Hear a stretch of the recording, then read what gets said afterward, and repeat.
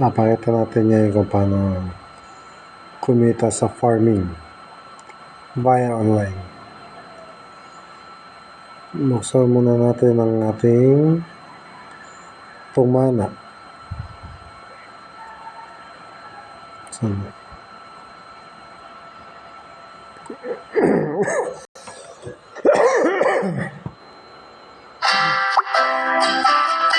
Lagyan natin.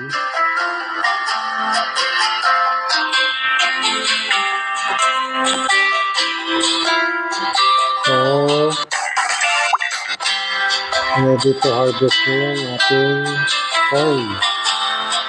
So, ganyan na po kadali mag-harvest ng corn. Ito yung pera ko sa taas. Ito ko ganyan. Ganyan lang.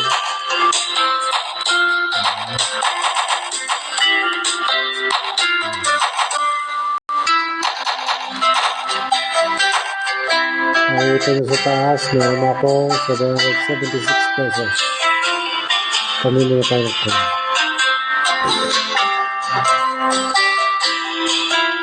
Drag lang natin yung corn.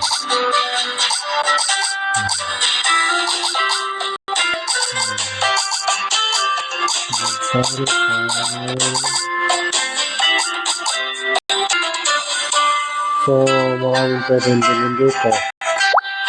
Ito sa shop. Pwede ka bumili ng beet, corn, eggplant, rice, watermelon, cabbage, golden toad, golden jam. Depende sa level ng yung lupa. Back natin.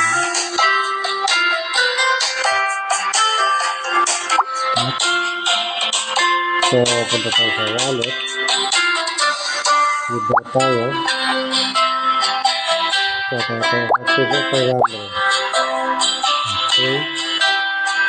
So, kapag withdraw na tayo, tingnan sa record. Processing. Hindi na tayo. So, habang naman natin yan. Siyempre, meron tayong gulay.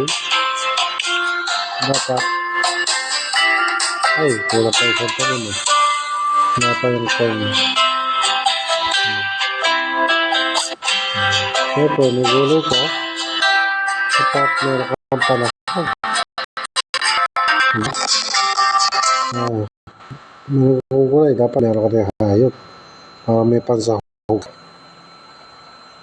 Ito tayo na ito.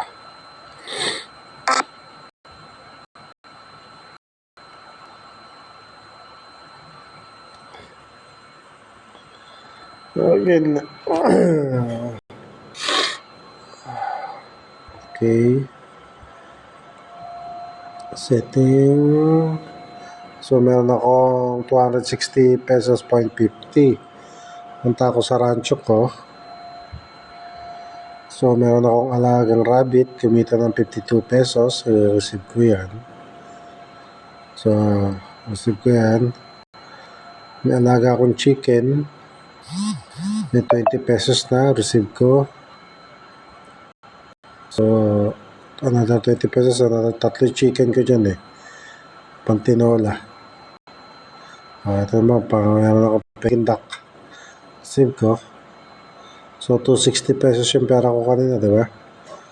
So meron akong 436 pesos. So, withdraw once. So, nakapag-withdraw na ako rito eh. Pero pinalalaki ko pa. Saka na ako mag-withdraw pag every 1,000 ako nag-withdraw dito. Okay na yan. So, pwede ka pabili ng chicken, rabbit. Kikita ka 79.2 per day. 30 pesos per day sa chicken. Sa goose, kita ka 94 pesos per day. So, sheep, 357 per day.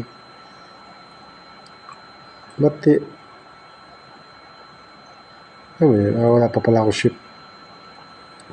Palaki ang makakikita mo per day. So, ganun lang. Dapat tayo sa kabila tayo. So,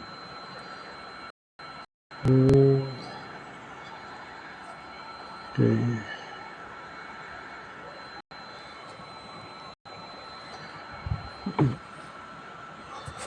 So, 11:55 ng gabi. So, login.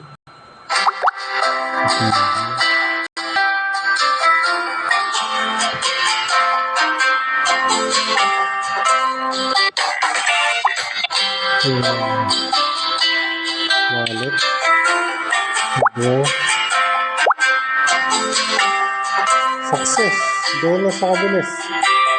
So, almost 2 minutes. Sa Gcash ko na yun. So, pag-direct ko yung Gcash ko, andun na. Kasi nga, nag-ibig sa recording. Makikita niyo yung passkey ko eh. Saka, makita niyo naman ang Gcash ko, confidential. Joke. Okay, thank you.